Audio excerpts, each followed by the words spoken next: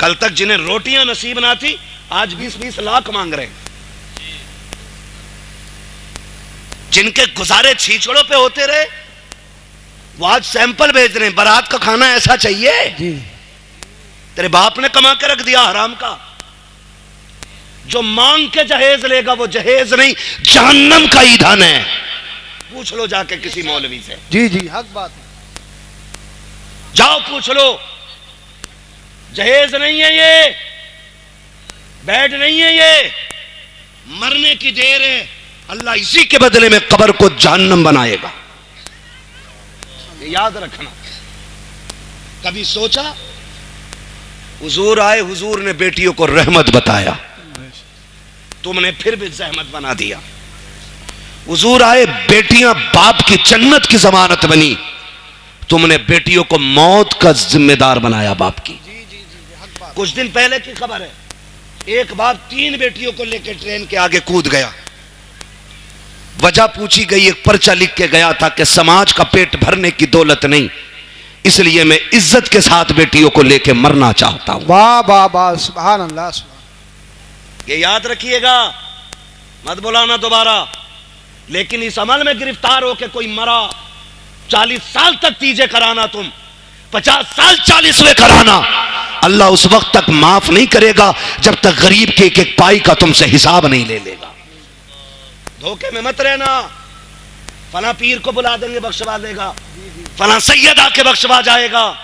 ओ भाई, कब्र आखिरत की खेतियों की पहली मंजिल है, पहली मंजिल। हो सके तो किसी का लेके न मरना, ये सबसे मुश्किल काम है। किसी का लेके नहीं मरना। कह रहे हैं देखो जी, कोरमा ऐसा हो कि उसमें हड्डी नहीं होनी चाहिए। क्यों? बाराती नहीं, बगले आएंगे जो बिना चबाए खाएंगे। यहां शर्म क्यों नहीं आती है? जी जी। बारात का इस्लाम में तसव्वुर ही नहीं। यही कंडीशन है भाई, यही कंडीशन है। हम सब की यही कंडीशन है। अच्छा, मजबूरी लड़के वालों की भी है। वो कह रहा अगर मैं बाराती खूब ना लेके जाऊं तो फिर मेरी इज्जत पे बात उठेगी कि इसका कोई है ही ना क्या। वो भी मुश्किल में। पूछते साहब कितने लोग आएंगे, तो हालात अजीब हैं, अजीब तरह की बातें होती हैं। मैं तो समझ नहीं पा रहा हूं कि हम कौन से दीन की तरफ चल रहे हैं, हमें कौन सी जन्नत चाहिए। यार ऐसी कोई जन्नत हो जो प्लेट में रखी हो, हमें बता दो, हम भी भाग के उठा लें। फ्री में जन्नत कहीं बट रही हो तो बता दो। लेकिन नहीं, सबको मालूम है जन्नत आसान नहीं, मुश्किल है। कल जब बेटियां रुखसत होती थी, बाप 3 दिन तक खाना नहीं खाता था कि घर का चिराग जाने वाला है, मेरे दिल का करार जा रहा है, मेरे घर की रौनक चली जाएगी, ये सोच करके बाप 3 दिन पहले खाना छोड़ जाता था। आज तो गैरत का जनाजा निकल गया है। कल बेटी रुखसत होनी है, रात भर भाई नाचता रहता है और कहते हैं बड़े इज्जतदार लोग हैं। लानत हो ऐसों की इज्जत पे जब बेटी की रुखसती पे रात भर डीजे बजा करके डांस करते रहे। ऐसा नहीं लगता कि बेटी रुखसत होने वाली है, ऐसा लगता है कि घर की बला को दूसरे के ऊपर डालने जा रहे हैं, इसलिए रात भर कूदे हैं। गैरत आनी चाहिए। कल जब बेटियां रुखसत होती थी, बाप 3 दिन पहले खाना छोड़ दिया करता था, सजदे लंबे कर देता था। रत जगह कल भी होते थे, आज भी होते हैं। कल के रत जगहों में कुरान पढ़ा जाता था, आज के रत जगहों में डीजे बजाया जाता है। कल के रत जगहों का आलम यह था, आपकी आंखें सुर्ख हो जाती थी। खुदा की कसम, कल जब बेटियां रुखसत होती थी, बाप जनाजों से ज्यादा बेटी की डोली पे रोया करता था। आज किसी को गैरत का आंसू तक नहीं आता। मैं पूछना चाहता हूं, कल जब बेटियों को तलाक होती है, फिर ताप के क्यों मौलवी के पास जाते हो?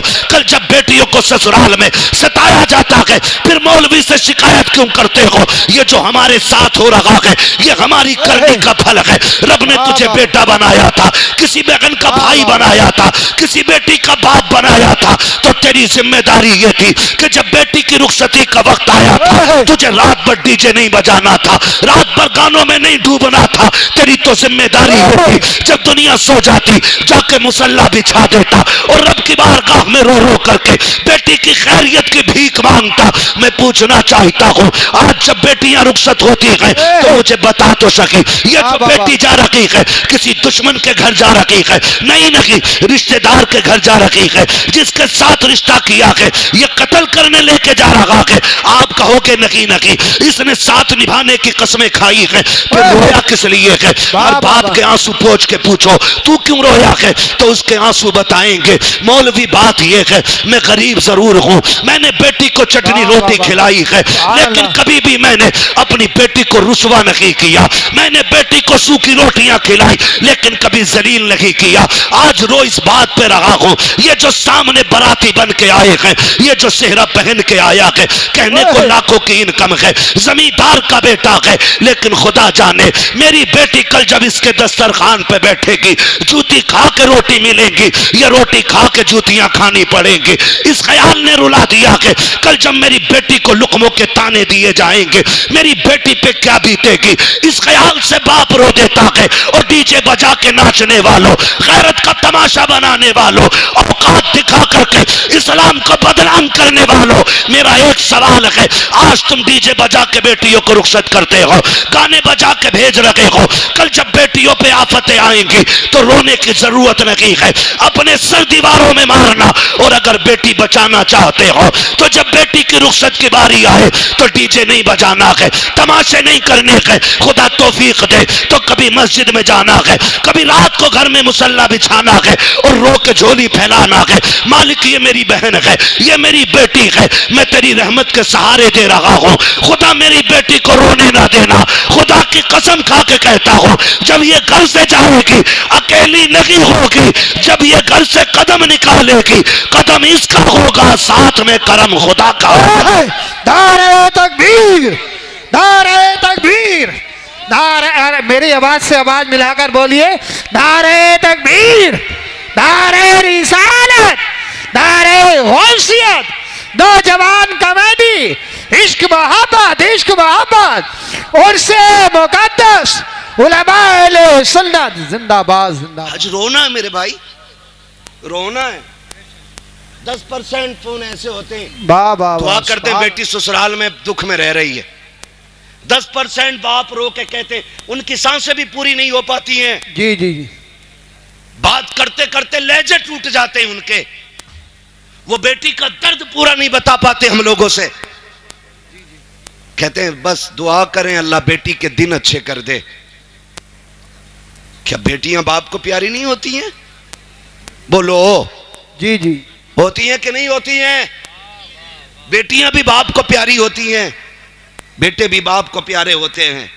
फर्क इतना है, बेटे को चोट लग जाए तो तड़प के कहता अब्बा मुझे यहां चोट लगी है, लेकिन बेटियां जब ससुराल में सताई जाती हैं ना तो वो कभी बाप से आके नहीं कहती अब्बा आज इतना मारा गया के, अब्बा आज खाना नहीं मिला है, 3 दिन से तेरी बेटी फाके से है। जब भी बाप की दहलीज पे आती हैं हंसती हुई आती हैं, क्यों? सिर्फ इसलिए ताकि मेरे बाप को मेरे दुखों का पता न चले। ये जब लोग पूछते थे ना क्या लेके घूम रहा है, कभी ये नहीं कहता था बेटी ये कंधे पे, कहता था मेरी शहजादी बैठी है मेरी कंधे पे।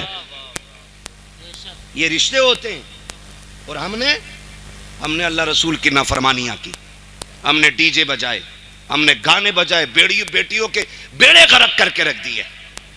ओ भाई माफ करना, जी जी, जहेज में कुरान होता है? यहाँ पे भी बोल सकते हो तो बोलो भाई, वरना जबरदस्ती कोई नहीं है। मैं हाँ, मुझे आजम ने बुलाया, मैं भाई से कह के चला जाऊंगा, मैं जा रहा हूं, जबरदस्ती नहीं कोई बांध के बैठाएगा यहाँ पे। मैंने पहले ही कहा था जितनी देर सुनेंगे उतनी देर बात करूंगा। जी जी, मुझे टाइम पूरा नहीं। कुरान होता कि नहीं जहेज में? और जब बेटी गाड़ी में बैठने चलती है आवाज आती है ठहरो पहले कुरान रखो गाड़ी में, कहा क्योंकि पहले कुरान गाड़ी में बैठ रखा जाएगा। चल ठीक है, ये समझ में आ गया। बताओ ये उलमा बैठे हैं, ये जिम्मेदार लोग बैठे हैं, ये सब बताएंगे। जो कुरान की तिलावत कसरत से करेगा कुरान कयामत में अपने पढ़ने वाले की शफाअत कराएगा। जी जी जी, बेशक, सुभान अल्लाह। हाथ पकड़ के कहेगा मालिक इसे बख्श, ये मुझे दुनिया में सीने से लगा के फिरता था, ये तन्हाइयों में मुझे पढ़ता था, ये रातों को उठ के पढ़ता था, मालिक जन्नत दे इसे। मुझे बताओ, जिसे रब ने शफाअत करने की ताकत दी है वो शिकायत करने की ताकत नहीं रखता है? ओ भाई, वो शिकायत भी तो कर सकता है। वो ये भी तो कह सकता है 3 दिन तक डीजे बजता रहा, मालिक ने मेरी याद नहीं आई। वो ये भी तो कह सकता इसके घर की ढोलक की आवाज बंद नहीं होती थी और कोई कुरान पढ़ने वाला भी नहीं था।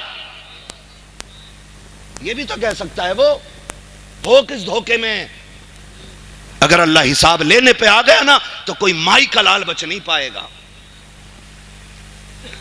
ये याद रखना, हम अपने लोगों की बात कर रहे हैं यहां बैठ करके, उसके बहुत से खास बंदे बड़ी अजमतों वाले, लेकिन हम अपनी बात कर रहे हैं यहां पे जितने बैठे। जी जी। कोई ऐसा नहीं है जो दूध का दूल्हा हो। सबको अपनी कब्र में लेटना, मुझे अपनी में लेटना, आपको अपनी में लेटना, लेकिन खुदारा मुश्किल ना करें, मुश्किल ना करें। कह रहा एक ही तो बेटा है मौलाना, इस पे एक बार डीजे बजन दो। जी जी। एक ही बेटा है, ब्याह एक ही बार होता है। तो मैंने कहा बेटे सुन, अगर ब्याह एक बार होता है ना तो जिंदगी भी एक ही बार मिलती है। जी जी। जिस दिन आंखें बंद हो गई ना, सारी दौलत लेके भी ना कोई एक सांस नहीं देगा। सिकंदर आजम, जिसको दुनिया के बड़े हुक्मरानों में से एक बड़ा माना जाता है, एक माना जाता, वो उसको कहा गया उसने पूरी दुनिया पे हुकूमत की। क्यों? क्योंकि वो बहुत कम उम्र में ना आधी दुनिया पे कब्जा कर चुका था। जी जी। कितनी दुनिया पे? आधी। बोलो यार, आधी दुनिया पे। अल्लाह सलामत रखे। बस मैं यही सुनना चाहता हूं। आप समझ भी रहे हैं कि खाली मुंह देख रहे हैं। जी जी। मैं समझ सकता हूं, आप बहुत बड़े लोग हो, आपको बोलने में शायद शर्म लग रही होगी, लेकिन मैं एक बात बता दूं, लोग कहते हैं जलसों में क्या मिलता। मैं कहता हूं जो यहां बड़े बन के आते हैं वो कभी बड़े होके नहीं जाते, वो छोटे होके जाते। हुजूर की महफिल में नौकर बन के जाओ, खुदा तुम्हें आका बना डालेगा। वाह वाह वाह। यहाँ छोटे बन के बैठना चाहिए, है ना। यहाँ कोई जमींदार कोई प्रधान नहीं, सारे हुजूर के नौकर बैठे, ठीक है ना। तो नाम क्या था? सिकंदर। आधी दुनिया पे हुक्मरान और पूरी दुनिया फतह करने का नशा था उसको। जी। एक जगह पड़ाव किया लश्कर ने उसके, उसे एक जहरीले सांप ने काट लिया। जब काटा सांप ने ना तो उसकी फौज में तबीब भी थे, हकीम भी थे, सब लग गए, जहर को रोक नहीं पाए। बढ़ता गया यहां तक कि वो लाइलाज हो गया। जी जी। कहने लगे बादशाह का क्या, कब काम मुकम्मल हो गया, अब सांसें खत्म होने आ गई हैं, अब इलाज बस से बाहर है। उसने कहा क्या यहीं मर जाऊंगा परदेश में? क्या यहीं मर जाऊंगा परदेश में? जी जी। उसने कहा बादशाह लगता तो ऐसे ही है। उसने कहा सुनो, दौलत बहुत है, ऐलान करो कोई मेरी आधी दौलत ले दे, मुझे इतनी सांसें दे दे कि मैं अपने वतन में जाके मर सकूं। हंस दिए लोग। कहा बादशाह कैसी बातें कर रहे हो आप, बादशाह हो और बेवकूफी वाली बातें, भला पैसों से सांसें भी मिली हैं? उसने कहा फिर सारी दौलत मेरी दे दो। जी जी। और चंद सांसें किसी से उधार ले लो। उन्होंने कहा बादशाह तू जरूर है, लेकिन सांसों का मालिक कोई और है। जी जी। अब तेरी दौलत काम नहीं आएगी। उसने कहा इतनी भी सांसें नहीं मिलेंगी, घर चला जाऊं? कहा बादशाह नहीं। उसने कहा फिर मैं मर जाऊं तो मेरे हाथ कफन से निकालना। कहा क्यों? ताकि दुनिया को पता चल जाए ये दौलत इतनी बेवफा है, कितनी भी इकट्ठी कर लो ये मरते वक्त काम नहीं आया करती है। मौत जब आएगी ना तो एक लम्हे का मौका नहीं देगी। खुदारा बदलो अपने रवैये। कह रहा इकलौता ही है जी, इस पे तो डीजे जरूर बचेगा। बता तेरा शान वाला है या अली शान वाला है? आप अंदाजा लगाइए तेरा कितना शान वाला। क्या मेरी 50 बीघे मेरे लल्ला के हिस्से में 50 आ रही है ना बेटे, धोखे में है। ना तेरे हिस्से में 50, ना तेरे लल्ला के हिस्से में 50। हजरत अली गुजर के जा रहे, दो बंदे लड़ रहे, एक कहता था जमीन मेरी है, एक कहता था मेरी है। उन्होंने कहा अली फैसला कर दो जमीन किसकी है। हजरत अली फरमाते हैं ठहरो मैं अली हूं, जमीन से खुद पूछ लेते हैं तू किसकी है। ठोकर मारी, कहने लगे जमीन मैं अबू तुराब हूं। ये कहता मेरी है, ये कहता मेरी है, तू बता किसकी है। जमीन ने काली, इन दोनों से कह दो ना मैं इसकी हूं ना मैं इसकी हूं, बल्कि ये दोनों मेरे हैं। मेरे हैं। क्या ना तेरे 50 बीघे आएगी हिस्से में, ना तेरे लल्ला के हिस्से में 50 बीघे आएगी। वही गज भर जमीन, वही लट्ठे का कफन, वही लकड़ी के तख्ते, बस बाबा। इतने का मालिक है तू। और ये भी वो जो ये बाहर वाले लोग देंगे, अपनी मर्जी से वो भी नहीं लेगा तू। इसलिए भूलना नहीं चाहिए। जी जी। कह रहा मेरे के हिस्से में 50 बीघे आ रही है, इसमें डीजे जरूर बजेगा। मैं कहता हूं अब अली को देख, तेरा वो है आंख खोली तो 50 बीघे देखी, अली वो है आंख खोली तो नबियों के इमाम का चेहरा देखा है। वाह वाह, सुभान अल्लाह सुभान अल्लाह। इतनी अजमतों वाला अली पैदा हो गए, आंखें नहीं खुली, हुजूर तक खबर पहुंच गई। भतीजे जी। अल्लाह ने बेटा दिया है, खुशी के मारे हुजूर दौड़ के आए देखने के लिए। चचा साथ भाई है, जी जी। जैसी आए कहा मेरा भाई दिखाएं मुझे। चच्ची ने कहा शहजादे खुशी है कि अल्लाह ने बेटा दिया है, तकलीफ है कि वो आंखों से देखता नहीं। कहा क्यों? कहा कि खुलती नहीं, लगता है नाबीना है। हुजूर फरमाते हैं लाओ गोद में तो दो। जब हुजूर ने सीने से लगाया, हाथ में लिया, गोद में उठाया, हजरत अली ने आंखें खोल दी, जवान हुए। पूछा अली आंखें बंद क्यों रखी थी? कहने लगे अली ये तय करके आया था कि अगर पहले देखूंगा तो अपने यार को सबसे पहले देखूंगा। कहने लगे मैं ये ही तय करके आया था, पहले हुजूर का चेहरा देखना। इनसे शान वाला कोई हो तो लाके दिखाओ। कह रहा मेरे में डीजे जरूर बजेगा, खुदारा खत्म करें तमाशे, खत्म करें। और ये डीजे बजाने वाले डीजे कर लागा और सफेद कपड़े, काले जूते पहन के और रुमाल कंधे पे, पर्स बगल में दबा के, लड़के का अब्बा, पैर रुक थोड़ी ना, इधर से उधर, इधर से उधर, इधर से उधर। कौन है ये? क्या जिनके कानों तक ये सिलाई आई है ना सुरमे की, यही लल्ला का अब्बा है। खींच के सुरमा लगा रहे आज। और डीजे वाले से कह रहे आवाज खोल, कलेजे फट जाएंगे बेटे, कलेजे, आवाज खोल। वो तमाशे किए हमने। और बाकी छोटे ये जलसे वाले चले गए होंगे तो क्या करोगे जलसा करके? क्या फायदा मिलाद से, क्या फायदा जलसे से? फिर तब ऐसी बातें होती है। जी जी। और जब बारात निबट जाती है ना, फिर दरवाजा बजता, cut cut cut cut cut cut cut cut. फिर दरवाजा नहीं खुलता। कहा कौन है? कहा डीजे वाला पैसे लेने आया है। डीजे वाला पैसे लेने। निकल गई मुखिया गिरी। तो दे तो दिए, 15,000 तो रह गए थे। डीजे पे 50,000 खर्च करने वाला इमाम साहब की 2 रकात पे मर जाता है। 500 रुपए दे, 500 कहीं चल रहे। हमारे अब्बा के में 30 रुपए गए थे, दादा के में 12 रुपए गए थे, हमसे 100 रुपए ले लो। ये हमारी कंडीशन है। मैं एक बात यहां अलग हट के कहूं, तुम्हें क्या लगता है कि सारे लोग गुंजाइशदार हैं? सबके घर में खुशहाली है? नहीं ना। अभी गुलफाम भाई से आपने सुना, उन्होंने एक बात आपको बताई, जो मांगता है उसे ही जरूरतमंद ना समझे। जी जी। कई बार सफेद कपड़ों के नीचे भी कई जख्म छुपे होते हैं। जी जी। ये भी आप याद रखें। ये जो तमाशे बना रखे हैं ना, वो आतिशबाजी होती है कि गरीब की बेटी का कलेजा छलनी होता है। जब रुखसती के वक्त किसी की बेटी की रुखसती पे आतिशबाजी होती है, गरीब कहती है हो क्या रहा है, कभी यतीम से कहा जाता है आज फलां की बेटी रुखसत हो रही है, वो बेटी जिसकी बालों पे सफेदी आ गई, जिसके घर में इज्जत से रुखसत करने के लिए 4 पैसे नहीं, आज उस यतीम को बाप का दौर याद आता है।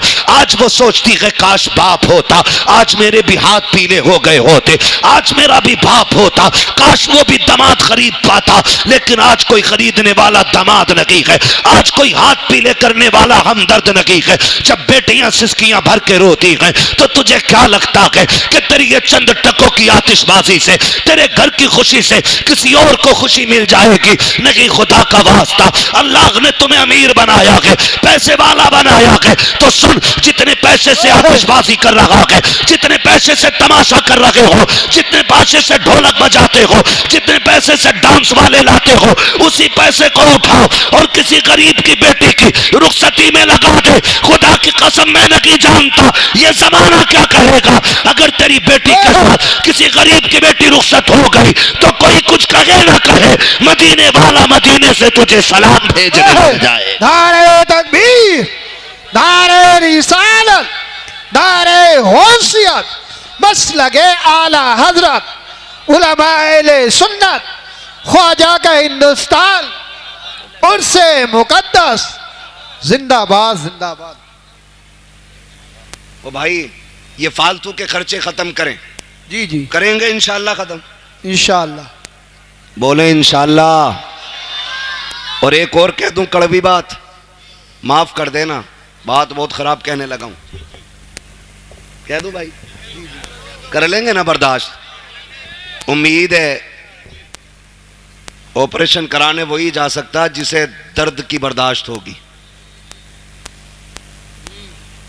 समाज में कुछ ऐसे भी कुत्ते के पिल्ले पैदा हो गए कि जो 20 लाख 30 लाख 40 लाख की भीख लिए बगैर किसी की बेटी अपनाते ही नहीं।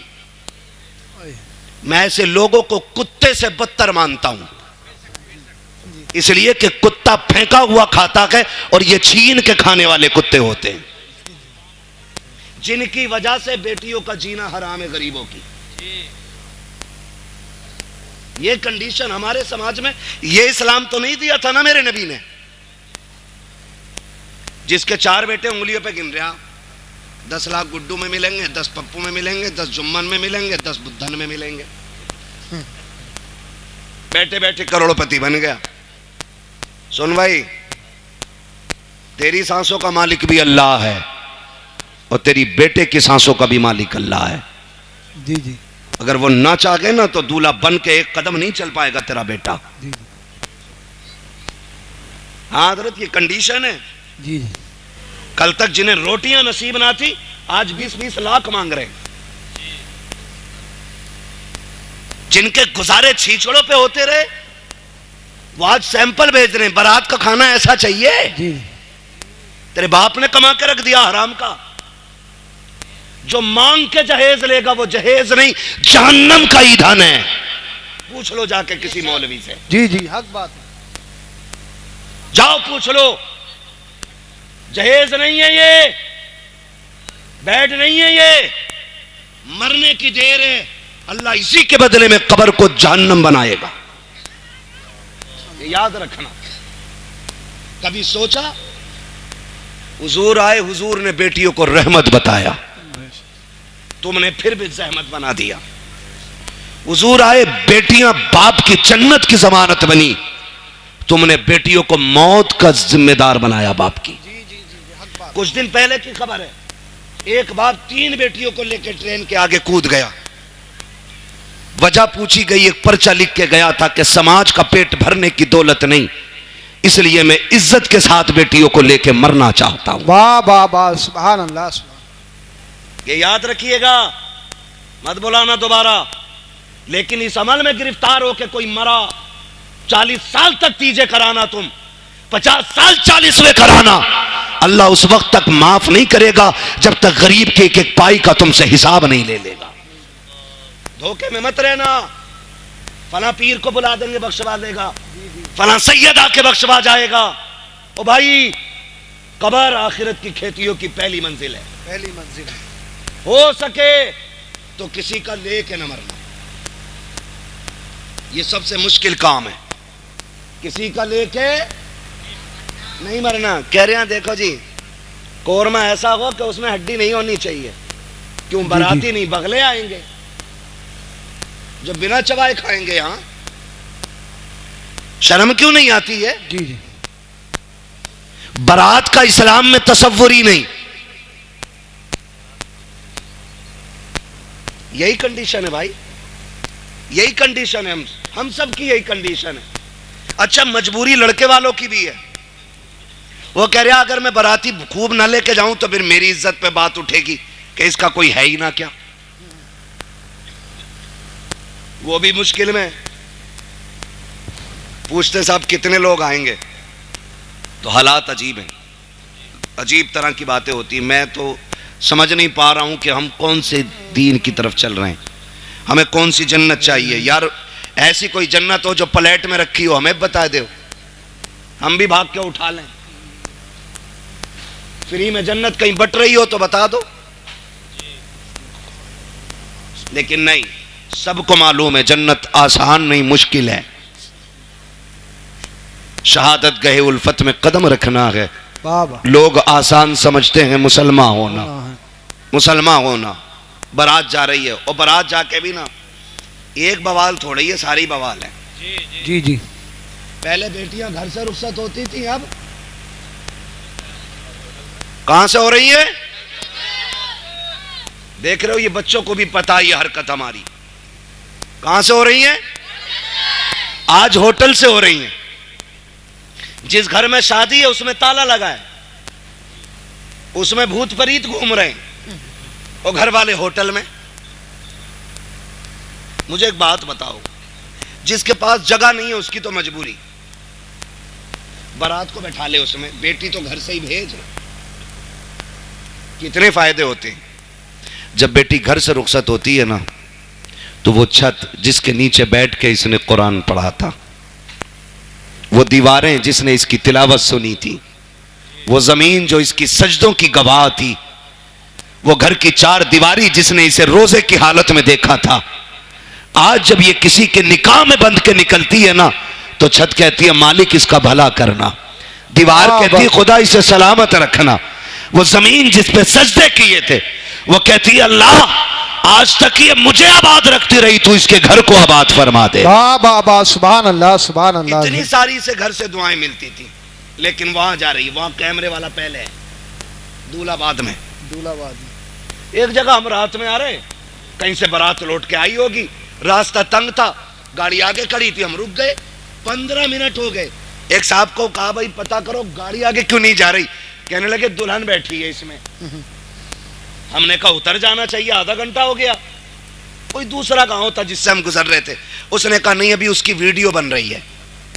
गाड़ी में सिर्फ दुल्हन और कैमरे वाला, और दूल्हा अंदर। इससे भी बड़ी बेगैरती होगी कोई हमारे लिए? डूब के मर जाना चाहिए लोगों को, ऐसों को। हाँ, डूब के मर जाना चाहिए, जिनको खुद से पहले, शोहर से पहले बीवी को कैमरे वाला देखे, वो मर्द मर्द ही नहीं, ना मर्द है। इसलिए कि मर्द वो होता है जो इज्जत की हिफाजत के लिए बनाया गया है। जिससे अपनी बीवी की इज्जत की हिफाजत नहीं होती, वो मर्द कहलाने का ही हकदार नहीं। ये कंडीशन है हमारी है। 20-20 लाख की डिमांड है। लोग कहते हैं हजरत 4 बेटियां हैं। हालात ऐसे हैं कि 10 लाख से कम कोई ले ही नहीं रहे। मुश्किल से पूरी जिंदगी में 1 बेटी भर का कमा पाया, 3 बेटियों का क्या बनेगा। कहते हैं ये चीज देख के ना हार्ट अटैक का डर रहता है, सांसें थम ना जाएं। ओ भाई, खुदा करे हम इतने बदल जाएं कि हुजूर की उम्मत पे रहम करने लग जाएं। जी जी। जालिम है वो लोग जिनकी वजह से बेटियां परेशान हैं, जिन्होंने डिमांडें बढ़ा रखी हैं, वो हिसाब देना मुश्किल पड़ जाएगा उनको खुदा के सामने। मैं नहीं जानता कौन किसका मुरीद है, किसने किसका दामन थामा होगा, किसी का भी दामन किसी के भी हाथ में, लेकिन कायनात के सबसे बड़े पीर को मोहम्मद रसूलुल्लाह कहा जाता है। वाह सुभान अल्लाह। ये कायनात के सबसे बड़े पीर हैं। लेकिन जानते हो रिश्ता हजरत अली से हुआ, चंद बर्तन, वही मिट्टी के बर्तन, चक्की, मुसल्ला और मशकीज़ा, लोटा, ये बर्तन, छाल का खजूर की गद्दा बनाया गया। बस हजरत अली को पता चला हुजूर बेटी को रुखसत कर रहे हैं। आ गए या रसूल अल्लाह जी, आपने जो काम किया मशवरा किया, आज अबू बकर से मशवरा नहीं किया, बेटी रुखसत कर रहे हैं। मेरे हुजूर ने फरमाया, अली फरमाया अबू बकर क्या करते? कहा हुजूर तमन्ना थी मेरी, आपकी बेटी जिस शान वाली है ना, अबू बकर चाहता वैसे ही इज्जत और शान वाला जहेज मेरी तरफ से होना चाहिए। सुभान अल्लाह, सुभान अल्लाह। ये कौन कह रहा है? अफजलुल बशरी बादल अंबिया बित्तहकीक अमीरुल मोमिनीन अबी बकर सिद्दीक। सुभान अल्लाह। का हुजूर तमन्ना थी जहेज मेरी तरफ से होता, और ऐसा जहेज देता कि बादशाह भी देखते। हुजूर फरमाते हैं अबू बकर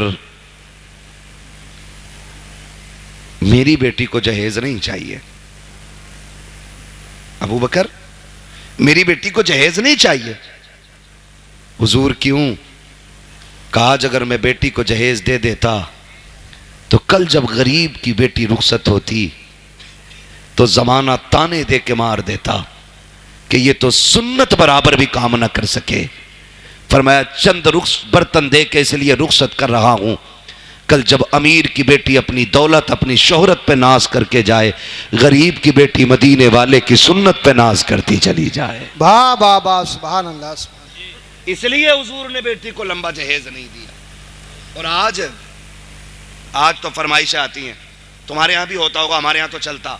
जी जी। पहले संदूक आते थे, फिर अलमारियां भी चल जाएगी, फिर फर्नीचर आने लगा, 10 बाई 10 की अलमारी है ना, कबाड़ है।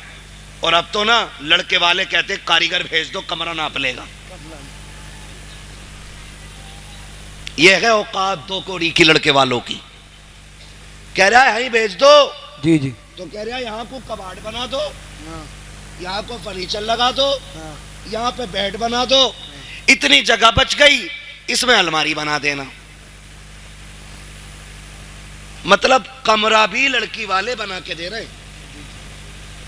इससे बड़ी बेगैरती एक मर्द के लिए नहीं हो सकती। सीधी बात। जो अपनी बीवी को रहने का बिस्तर न दे सके, उसे सेरा बांधने का हक किसने दिया? क्या बात है। और उसके बाद भी ताने तेरे बाप ने दिया क्या है? सुन बे गधे, जिस प्लेट में खा रहा है ये लड़की के बाप की है। जी जी। जिस बेड पे सोता है ना चौड़ा होके, ये लड़की के बाप का है। जहां जूते उतार के रखता है ना, ये कबाड़ लड़की के बाप ने बनाया है। जहां कपड़े रखे हैं, ये लड़की के बाप का है। तेरे बाप ने क्या दिया है? औकात नहीं थी, तेरे बाप ने हाथ फैला के भीख मांगी। किसी ने 10 लाख मांगे, किसी ने 15 लाख मांगे। तू किसी अमीर का नहीं, एक भिखारी का बेटा है, एक भीख मांगने वाले सड़क छाप का बेटा है। तुझसे बड़ा इस बेटी का बाप है, जिसने बेटी के साथ साथ कई साल तक पहनने के कपड़े भी दे दिए। नारे तकबीर, नारे रिसालत, बस लगे आला हजरत फैजान गौसे आजम ख्वाजा का हिंदुस्तान, हिंदुस्तान का सुन्नी मुसलमान नौजवान कमेटी हजरत अल्लामा मुफ्ती हम्माद रजा साहिब मुरादाबादी। तवज्जो है सारे लोगों की? जी जी जी। कितने लोग थक गए जरा बोल दे सुभान अल्लाह। सुभान अल्लाह। अब जो नहीं थके वो बोल दें या रसूल अल्लाह। जियो सलामत रहो। लग रहा है पीपलसाना वालों जैसे जलसा भी शुरू हो रहा है। हाँ, अल्लाह सलामत रहे। खाली मौज के लिए तो नहीं सुन रहे ना, बदलेंगे इंशाअल्लाह। पीपलसाने वालों, मैं एक बात कहता हूँ, जरूरी नहीं है पूरा रामपुर बदलेगा तब आप बदलो। जी जी। पूरा हिंदुस्तान बदले तब बदलो। मैं कहता हूं तुम बदल जाओ ताकि पूरा इलाका तुम्हें देख के बदलना शुरू कर दे। वाह वाह वाह, सुभान अल्लाह। जरूरी नहीं है किसी भिखारी अमीर के घर बेटी भेजेंगे, हम खुददार गरीब को बेटी देंगे, भीख मांगने वाले अमीर को बेटी नहीं देंगे। और एक बात बता दूं, याद रखना, ये लड़कों को पता न चल जाए, जो मांगे उसे कभी मत दो, इसलिए कि जो एक बार हाथ फैलाता वो पूरी जिंदगी फैलाता रहता है। हाथ ही फैलाता रहता है, हकीकत बात। कभी मंगनी के नाम पे, कभी तारीख के नाम पे, कभी रिश्ते के नाम पे, कभी हल्दी के नाम पे, अब तो हल्दी भी जलकौए हो गए। हल्दी का रस्म, सारी मेंढक लगते हैं पूरे घर में। लिख रहा हैप्पी हल्दी। बेटे ये फेफड़े जाम हो जाए तब काम आती है, लगाए फिर रहा पूरे घर में। और दरवाजे पे लिखा हैप्पी हल्दी। क्या है? हल्दी है आज है। वो भाई हल्दी पे भी मांग रहे हैं, अब तो मेहंदी पे भी मांग रहे हैं, अब तो कह रहे ईद आ गई अभी शादी ना हुई है, कह रहे लड़के के कपड़े भेज दो। हमें क्या पता मोहताज को दामाद बना लिया हमने। बताइए अपाही जी निकला। एक बाप बूढ़ा हो जाता है बेटी जवान करते करते। आज बेटी नहीं है, कल आगे आएगी तो पता चलेगा बेटी होती क्या है। हाँ कह रहे हमारे यहाँ तो 15,000 हम है लड़के के ईद पे। क्यों? तेरा 18 फिट का है जो 15,000 के कपड़े पहने गई है। एक बाप 35 रुपए की जूतियों में जिंदगी काट देता है ताकि बेटी को इज्जत से रुखसत कर सके।